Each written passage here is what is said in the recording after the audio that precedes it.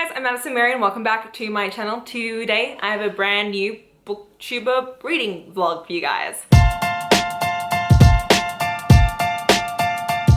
So this is the second episode of a series I'm doing, which is where I read some booktubers' favorite books. These are like their 5-star reads of all time, and so this time I'm doing one of my really close friends, Soleil from Little Readers Corner. There are some books of hers that she has been really dying for me to read, and so I thought this would be the perfect chance to do them in. If you guys don't know Soleil, she is a complete and utter ray of sunshine, like her name suggests. So I actually did discuss this with her. She knows this is coming. So those three are going to be American Royals by Katharine McGee. This is the idea of like, what if the president was actually a king? And so we follow his descendants. We follow like two princesses and a prince and someone else and kind of their daily dramas and things that are going on with succession. I don't really know much. I'll let you guys know more as I go through it, but it is a political romance. And then another political romance is Red, White and Royal Blue, which is one of my 5-star predictions of this year. We follow Alex Claremont Diaz, who is the son to the current president of the United States, who is a woman. And then we also follow Prince Henry, who is a Prince of England. And they have like a very public argument, and because of that, it kind of is like tension between nations. So they are then made to kind of be friends, and in becoming friends, they actually fall in love, and there's a romance, and it's very steamy, and I'm very excited. And then the last one, I don't actually have on me, I just ordered it, but it is How to Lose the Time War. And this follows two people who are time travelers, and they're fighting against each other because they're trying to make like the events of the past match up with the present that each of them wants for their own group. And so they're going back in time, and like they leave letters for each other and like fall in love with one another, even though they're both technically against one another.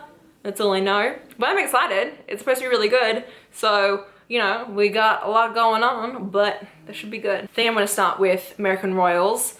And yeah, I'll let you guys know how it all goes, and I'll catch you guys up later. Bye. Hey, so I'm currently, well, it's Sunday by the way, and I'm currently 50 pages into American Royals, and I'm actually really enjoying it so far, a lot more than I thought I was going to. So there's Beatrice, who is supposed to become the next queen of America, the very first queen regent, and she has been told by her parents that she needs to start looking for, you know, marriage prospects, because it's very helpful to have like a consort. And then we have her younger siblings who are twins, and they are Samantha and Jefferson. Now Jefferson is seen as like the angel to everyone, like America loves him, like he is just America's golden child, he can do no wrong. And we have Samantha, well, she's the spare heir, and everyone wants her to just kind of be quiet and sit in the background. That's not Samantha. She's really loud, she's rambunctious, she's out there, you know, she doesn't really give a second crap. And so we then also follow two other people. We follow, I think her name's Daphne, and she used to date Jefferson, and her whole goal in life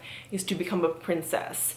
And ever since her and Jefferson broke up, she's made it her goal to, you know, now get him back. It's been 6 months, and she's like, he's back from, you know, backpacking around Europe with his sister. I'm gonna try and get him again. I'm gonna become a princess. This is gonna happen. I've sacrificed too much. We don't know what that is yet. And then we're following, I think her name's Nina, and she's Samantha's best friend from childhood. 6 months ago, the reason why Jefferson broke up with Daphne is because they slept together.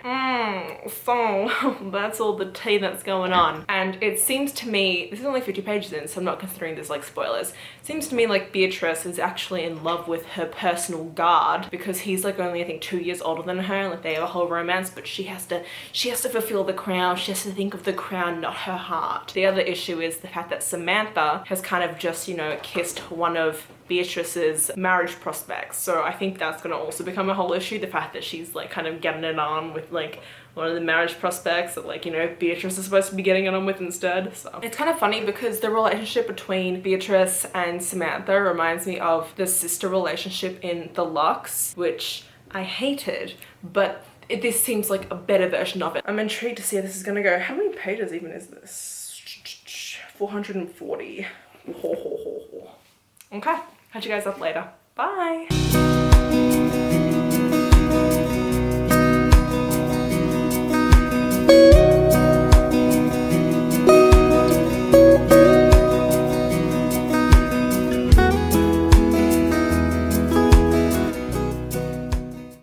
So I'm currently like a third of the way through, but I just wanted you to come on here and say that we just got to a bit and it's the there's only one bed trope. One of my favorite tropes. She's all like, and he's like, I'll sleep on the floor. And she's like, what? And then she's like, oh, there's only one bed. And I'm like, yes, there is only one bed. Okay, I'm gonna keep reading. I'm actually really enjoying it. The thing is, I know it's a series. Like I know there's a second book coming out, so I'm kind of intrigued to see how that like is gonna work, because it doesn't seem like something that would be like a series. Because like I don't know, normally contemporaries aren't series, so I'm intrigued. Unless you guys know. Okay. Hey. So it is currently Tuesday night. What time is it? Actually, I think it's almost midnight now. I finished the book at 11:30 p.m. and I'm giving it 5 out of 5 stars. I cannot believe that I was like so hesitant to read this book for so long. Like I bought it last year when Soleil read it the first time and was like, oh my god, I love this book. And I was like, and then everyone else started reading it on Booktube and I was like, oh damn, like this book actually seems really good. But then I never read it, and now I've read it and I'm like, it's so good. I should have seen how the ending was coming. Like I'm like, spoiler free vlog, so I'm not gonna say anything. And like, I have so many ships and so many things that I love, and there are so many like, oh my god, things that have to come to fruition still, and just like secrets and drama, and like I thought that the politics was like maybe gonna get me down, but because it's basically made up American monarchy politics, I loved it because I didn't feel dumb and like I was learning something that I probably should have already known. And yeah, like I literally sped through it today. I was on page 56 this morning and I got to like the end of it, which is like just under 400 pages. And it's great that like, you know, I'm reading one of Soleil's 5-star reads and it was a 5-star for me. So it just goes to show taste. And she's gonna be so happy because honestly, I was terrified. Okay, I'm gonna stop rambling. I'll catch up with you guys tomorrow when I start Red, White, and Royal Blue, which I'm super excited about. Bye. Hey, so it is currently Wednesday. It's like 5:30 p.m. I think. I'm currently 128 pages into Red, White, and Royal Blue, chapter 6, and I love it. You guys, I had no idea I was gonna enjoy it this much. I've been so hesitant to read this because you know, some people have mentioned the politics that are in this because, you know, it centers around ڨ Diaz's mum's, who's the first lady president of the United States, re-election. And so, you know, Alex is a part of her campaign. His best friend, who was also his older sister's best friend, they're like the White House trio is like what they're coined as in the press, are all working as part of the campaign. There's also the fact that Alex also wants to be like one of the youngest elected people to Congress and something like that. I'm still not very good at American politics, but it hasn't been too confusing, which is what I was really afraid of. This book is most certainly new adult, not only just because of sexual stuff, but also just language. Like, they swear like every 5 minutes, and I'm cackling to myself so much. And there's like so many things that happen, and I'm just sitting here and I'm just laughing my butt off in bed. I can't. I'm loving this. I'm so glad I read it. Alex is basically figuring out that he is, I don't know, bisexual, gay, I'm not sure yet. He has his older sister whose name is June, and I think she's straight, and then they have their best friend Nora, who is bisexual. And then there's also the fact that the cook at the White House, she's transgender and has a wife, and also shoot, what's it called? Raphael, who is a guy who works for his dad, who is a Congress dude. He's also gay. So, you know, just a lot of queer representation in this. I also like the talk that's been in this about the whole fact, you know, the pressures that Alex's mum is facing being a female president and trying to be re-elected because, you know, they bring up the whole idea like, you know, people are mad. People don't like that you are a woman president. And so she's facing against that. Then there's the fact that, you know, her children, like, you know, Alex is half Mexican, his dad's Mexican, so like, you know, he's also like struggling with that kind of a thing. And I like all of the topics that are being brought up in this. I've read a lot of secret romances with queer characters, and I feel like the major conflict that ends up is the fact of coming out, like that the characters aren't able to, aren't ready to, and like that's where the main conflict comes in. So I'm interested to see if that's going to be like the big conflict for them, or if that's going to be like the halfway conflict, because I don't know, to me romances have a formula where there's always, they're not together, then they get together, then they have a mini conflict and still are together, and then there's a bigger conflict, then they're not together, and then they finally get back together at the very end of the book. Like that's just, to me, that's just the romantic formula to any romance book. Regency romances, like historicals, can be a little bit different than that, but they tend to still also follow the same kind of formula. So I'm interested to see how this is gonna go, but yeah, I got really nothing else to say, so I'll be back later. Okay, bye. Okay, so like, I'm beginning to tear up. It's getting to a point now where I'm like, shit's getting real, shit's happening. Oh my god, I really love this book, and like, I'm just struggling to finish it because I don't want to. I love it so much, I don't want it to end. But I have less than 100 pages left, so I'll keep you guys updated, but I just wanted to let you guys know that this book has made me very emotional. I've been laughing and having a blast throughout it, and now it's gotten to the point where I'm like, blink away the tears. So, yeah. So, it is later, after my little quick update I showed you guys, and I finished Red, White and Royal Blue, and I texted Soleil and was like, girl, you're going for 2 for 2 right now, 2 5-star reads! I loved it. Like so much. I don't know, I was so afraid. I was so afraid of reading this book because I was like, oh my god, what if the American politics in this is like too much for me?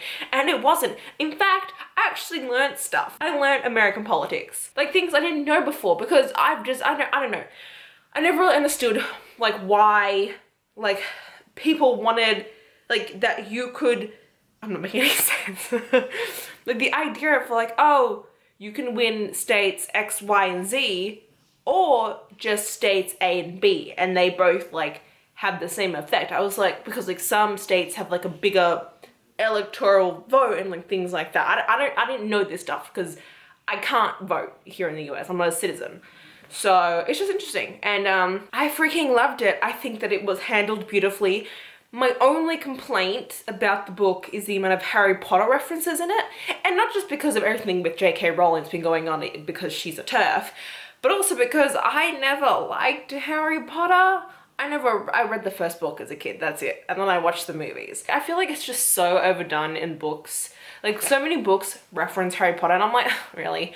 Although this book did reference RuPaul's Drag Race, which I love, and it also referenced K-pop. So, you know, I'm winning there. I loved all our characters. I loved just the queerness of this book. I loved how like sexy it is. It's new adult to me. And I also think that it's a good foray into new adult if you're not very versed in it, because while there are a lot of sexy scenes, I haven't really read any male-male romances strictly before that are smutty, but I have read male-male female romances before, and those are definitely a lot more like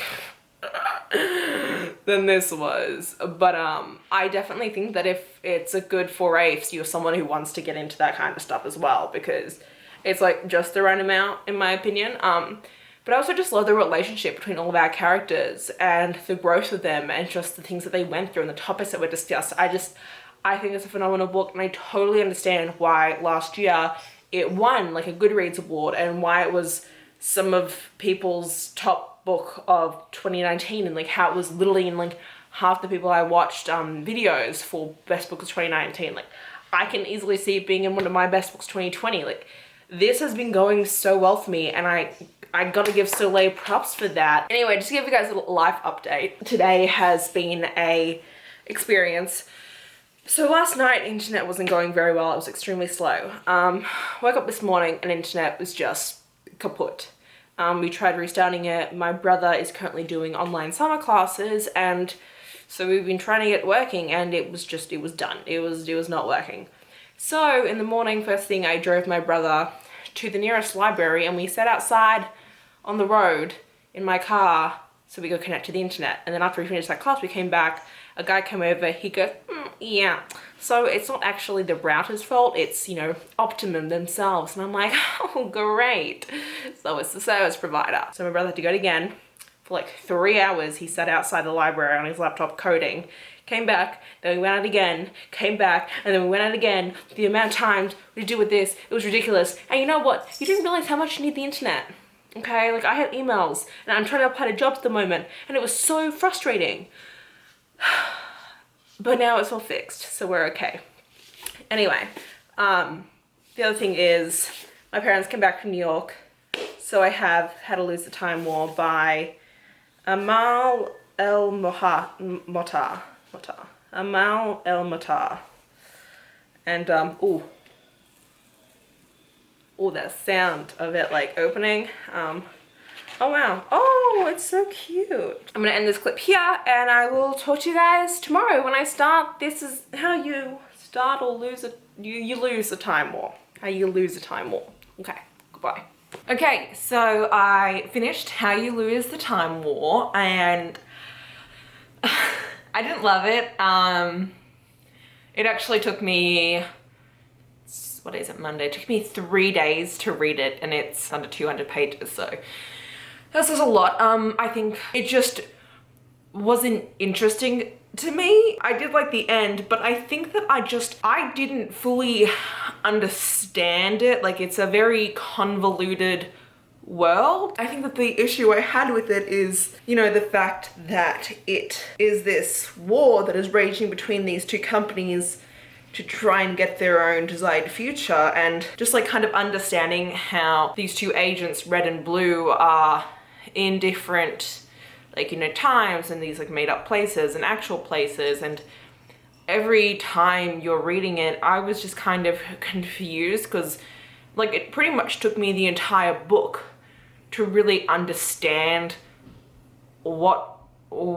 how everything kind of was. Because they're constantly going between different places, you never really have much of a grasp on what is happening, and the only thing that you really understand is kind of the goal of everything. But I never really fully understood like their romance for one another, because it is sapphic. I know this has been going on for like centuries, like they're kind of back and forth, and it's supposed to be this like kind of very romantic Romeo and Juliet-esque thing. I can understand how this is the kind of book that a lot of people do love and why some people would absolutely adore this book. I just don't think the writing style was for me, or that I really fully grasped this book in its entirety. I feel bad that I wasn't able to fully appreciate it for what other people seem to love it as. I'd probably just give it like an average 3 stars, because like there was nothing I didn't not like. I didn't like abhorrently not like it to give it 2 stars. But that is this reading vlog. It has gone on for a little bit longer than I was expecting, but I did get 2 new 5-star reads out of it, which is awesome. I'm so glad that they were both 5 stars. Red, White, Royal Blue and American Royals. But yeah, just a little bit of miss with How to Lose Time War. And yeah, that's all for this video. If you guys did enjoy it, please let me know down below. If you want to see more of me, please subscribe to my channel. And until next time, thanks so much guys.